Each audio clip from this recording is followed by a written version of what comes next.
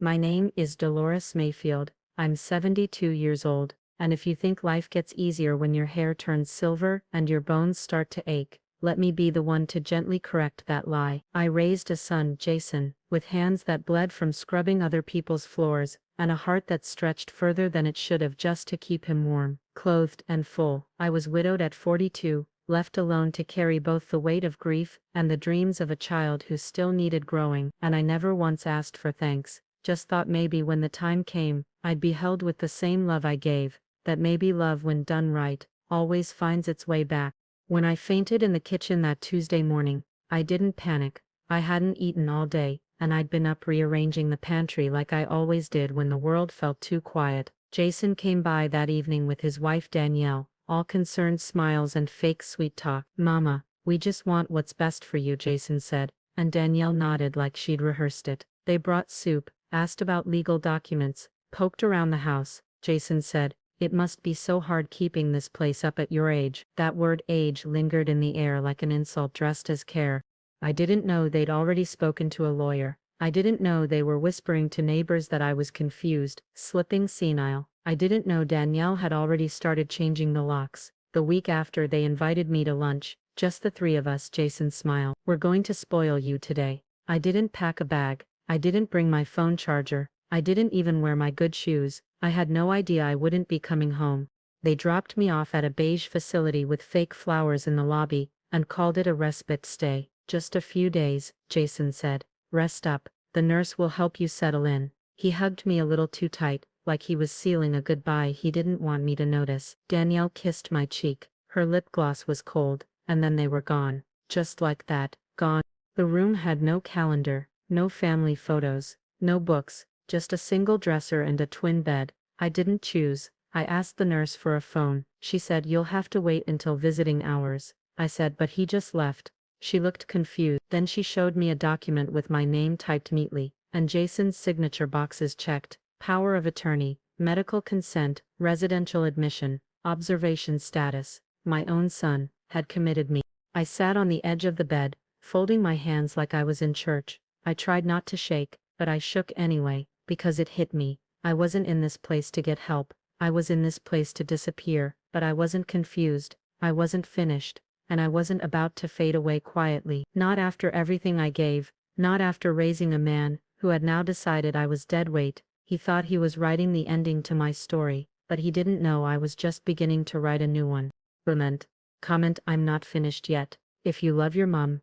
I waited in that little room for 3 days. I didn't shout. I didn't panic. I just sat still, breathing slow and steady, reminding myself who I was before anyone tried to redefine me. The other residents around me moved like ghosts, some drooling, some yelling at the air, others staring into the walls like they were windows to a past that wouldn't open again. I wasn't one of them. I knew my name. I knew my history. I knew where every scar on my body came from, and who I earned them for. I wasn't losing myself. I was waiting for a moment. My moment.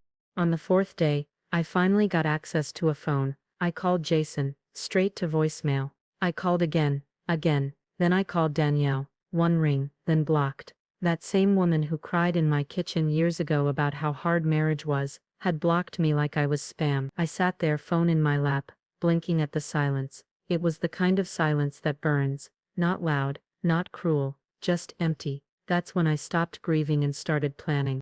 I asked the night nurse for a notebook and a pen, told her I liked to journal. She smiled kindly, and brought me one from the activities closet, a little spiral one with flowers on the cover. But I didn't write poetry. I didn't write prayers. I wrote facts, dates, account numbers, deeds, contacts, transactions, every name I could remember, including my lawyer, Monica Reeves, who hadn't heard from me in 2 years but had never taken me off her client list.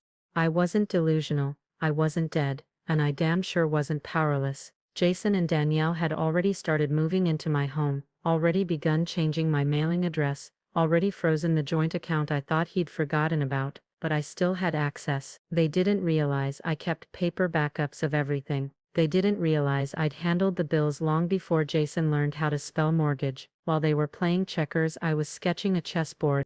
They thought my silence was weakness. They thought my old age meant submission. They forgot who I used to be. I survived breast cancer. I survived losing a husband. I survived raising a son through poverty and sacrifice. And now I was going to survive this too. But I wasn't just going to walk out of that place. I was going to walk out changed. I would return not as someone begging for her home, but as someone who could buy the whole damn block if she wanted to. So I left a message for Monica, sharp, short, deliberate. Monica, this is Dolores Mayfield. I believe my son has committed fraud using my name and placed me in a facility against my will. I still have access to the joint account and original documents. Call me. She returned my call the next day just before lunch. Mrs. Mayfield, she said, her voice tight with concern. Are you safe? I smiled for the first time in days. As safe as a woman can be, I replied, when her only child locks her away and thinks she won't bite back. Comment, they didn't bury me, they planted me. Monica arrived that Friday, drove 3 hours in the pouring rain, and marched straight through the front doors like a storm wrapped in heels, told the nurse at the front desk she was my attorney, and suddenly the whole energy shifted. Managers were called, forms were reread, explanations were offered, but Monica wasn't there for apologies, she was there for liberation. She stepped into my room with a briefcase, a notepad, and a fire in her eyes that warmed the cold I'd been sitting in for days. You're not staying here another week, she said, and if they give us trouble, we sue them too. We reviewed everything, the documents Jason forged, the power of attorney I never signed, the deed to the house that still had my name, and only mine, printed clean and firm across the top, the bank account Jason thought was his to freeze, not realizing I had never removed myself from anything. Monica read, annotated, circled and smiled when she found the leverage. You want to go nuclear? She asked. I looked her in the eye and said no, I want to go biblical. She laughed. Then we start with a revocation. She filed an emergency motion to revoke the fraudulent POA. We had documentation from the facility's own doctor stating I was fully competent, not just mentally fit, but alert, organized and in possession of all decision-making faculties. He had told me privately, you don't belong here, Miss Mayfield, and I'm happy to put that in writing. With his evaluation and Monica's legal petition, we opened a case against Jason for elder abuse, financial exploitation and misrepresentation of legal authority. 3 days later, I walked out of that nursing home, with Monica by my side. No hugs, no goodbyes, just a small overnight bag, some clothes Monica had bought for me, at a local department store, and the kind of peace that only comes after reclaiming your name. We didn't go back to my house. I didn't want to walk back into a space where someone had tried to write me off. Instead, Monica booked me a suite at a quiet extended stay hotel, with a kitchenette and sunlight that hit the window just right. It felt like breathing for the first time. Jason didn't know I was out yet, but oh, he would. That weekend, Monica filed a petition to enforce a partition sale of the house. Since Jason had no legal ownership or written consent from me to live there, and I had been removed against my will, we had every right to force a sale. If he refused, we'd go through the courts and a sheriff would remove him. And because I was the sole deed holder, every dime from that sale would land squarely in my account. I didn't fantasize about revenge. I planned for justice. There's a difference. One feeds your rage, the other feeds your legacy. I thought of Jason sitting on my velvet couch, sipping wine with Danielle, thinking he'd secured the easy life by silencing the woman who raised him. But they forgot something. Quiet doesn't mean helpless, it means focused. And every second they were laughing in my house, I was getting ready to make sure they never felt that comfort again. Bang! Comment justice begins with silence. It didn't take long. The court accepted our motion. Monica's filings were airtight, and the evidence spoke for itself. On a Tuesday morning at exactly 7:02 a.m., Jason and Danielle were served official court paperwork by a private process server, a man in a navy windbreaker, holding a clipboard and a camera to document the delivery. He handed them both the envelope on their own front porch, the one I'd used to scrub with lemon oil every Sunday afternoon. According to Monica's investigator, Danielle screamed. Jason turned ghost white, slammed the door without a word. I didn't need to see it, I just needed to know it happened.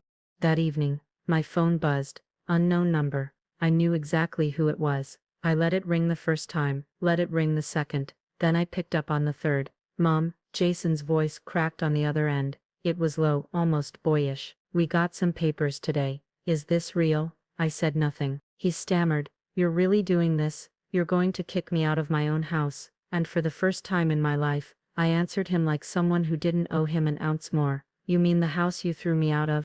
The silence that followed was long, almost reverent. I could hear him breathing. Shaky, uncertain. I never meant to hurt you, he said. We thought you needed help. I took a slow breath. I was left in a nursing home, Jason, without warning, without my things, without my voice. You forged signatures, lied about my mental health, blocked my calls, and used the account I opened to pay for your lifestyle. I paused. So yes, I'm serious. You have 30 days to leave. I hung up before he could respond, and I didn't cry. I didn't shake. I didn't hope he'd call back. I sat on the bed in my hotel room, while Monica poured 2 plastic cups of sparkling cider and turned on an old game show rerun. It wasn't glamorous, but it was mine, my choice, my space. That weekend, we met with a young couple in their late 20s, newly married, both teachers looking for their first home. They walked through the house I built with wide eyes and soft laughter. It feels like it has a soul, the woman said, touching the kitchen counter. I smiled. It does. They made a full cash offer before the end of the day. We closed in under 2 weeks. Jason didn't fight it, didn't show up. Danielle, however, sent me a final message on Facebook. I can't believe you're doing this. This was our future. We're your family. I stared at the words, then typed one line back. No, I was your past, and you buried me too early. Then I blocked her. No rage, no explanation, just clarity, because when people try to erase you, the greatest revenge is showing them you're still writing the story. And I wasn't finished yet, because while they thought they'd seen the last of me, I was only getting started. I had one more move, one final step, and this time it wasn't about getting the house back, it was about the view. The kind of view Jason would wake up to every single morning, reminding him exactly what happens when you underestimate a woman who gave you everything.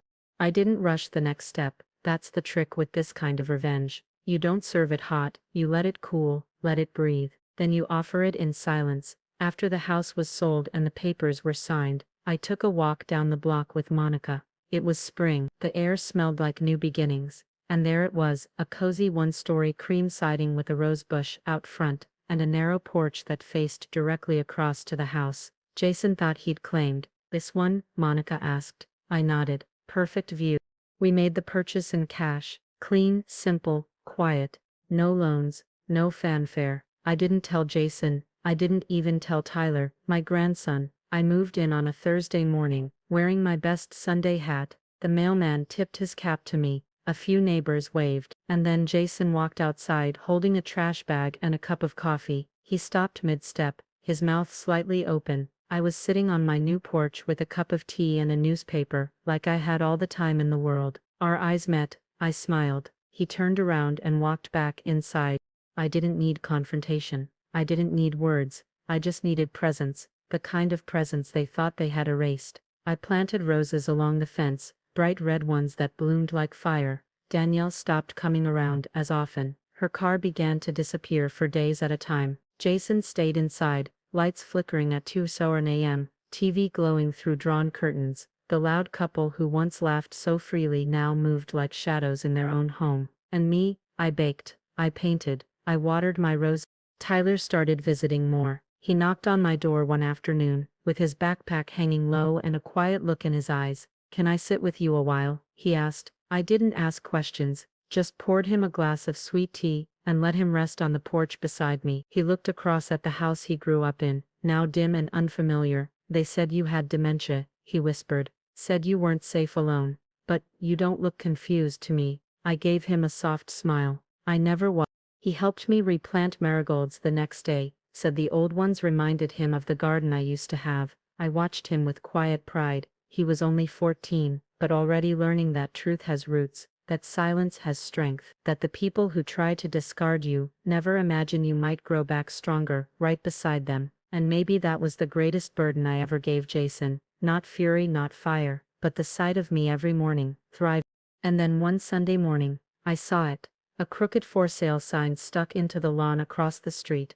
Jason stood beside it, arms folded, face unreadable. Danielle came outside, yelling loud enough for the whole neighborhood to hear. I didn't lean forward. I didn't eavesdrop. I just sipped my tea and watched the storm arrive for the ones who built it. Because sometimes justice doesn't come like thunder. Sometimes it shows up with flowers on your fence and sunlight on your face. The for sale sign didn't stay up long. Within 2 weeks Danielle was gone. No U-Haul, no goodbyes, just a trunk full of boxes, a suitcase, and a look that didn't bother hiding her resentment. She didn't even glance back at Jason standing on the porch, just slammed the door and drove away like she couldn't escape fast enough. Jason didn't chase her, he just stood there, arms limp, the weight of every decision hanging around his neck like a chain. That house, once filled with noise and ambition, was now nothing but hollow silence in half-lit rooms. Tyler came over that same night. He didn't say much, just slid onto the porch beside me, with 2 muffins in hand. She left, he said. I nodded. She didn't say goodbye, just gone. I passed him a glass of milk. Sometimes, I said, people leave not because they want to, but because they can't face the mess they made. He looked down. I don't know what to think about my dad anymore. I rested my hand on his. That's not your burden to carry, baby. Not anymore. In the weeks that followed, Tyler spent more and more time with me. We cooked together, worked in the garden, played checkers, and watched the kind of old black and white movies his parents never had time for. He started asking about our family, about my husband, his grandfather, and the stories Jason never told him. I saw something change in his eyes, less confusion, more curiosity. He was becoming his own man, slowly but surely, and I was finding joy again, in spoonfuls of sugar, in blooming roses, in the way the porch light glowed just right at sunset. One day, Monica handed me a fresh copy of my will, updated, notarized, and final. Jason, not a single cent. The house I now lived in would go to Tyler when he turned 21. Until then, a trust would cover his schooling, his living expenses, and anything else he needed to build the life I knew he deserved. The rest, every penny from my savings, the profit from the house sale, and the old insurance policy I donated to launch the Mayfield Legacy Grant, a fund to help elderly women escape financial abuse and reclaim their freedom. I didn't tell Jason. I didn't need to. 2 months later, he called Monica, demanding a copy of the estate plan. She told him, with perfect composure, "You're not listed as a beneficiary." That night he called me. "Mom," he said, his voice tight, raw. "Is this real?" I took a deep breath. "Yes, you're cutting me out completely." "No," I said. "You did that yourself when you decided I was expendable." He tried to defend himself. I said I was sorry, and I forgave you, I said calmly. But forgiveness doesn't mean inheritance. I hung up, not in anger but in clarity. That was the last time we spoke. A month later he left. No one saw him go. The curtains stayed drawn, the house stood quiet, the mailbox overfilled, and then one day it was empty, gone, just like that, and I sat on my porch with jasmine tea, and watched the sun rise, Tyler beside me, soil on his hands, peace on my heart. They sent me to a nursing home, and called me a burden, but I came back, I came home, and I left a legacy they'll never outrun. Ben, comment legacy over revenge. If her story moved you,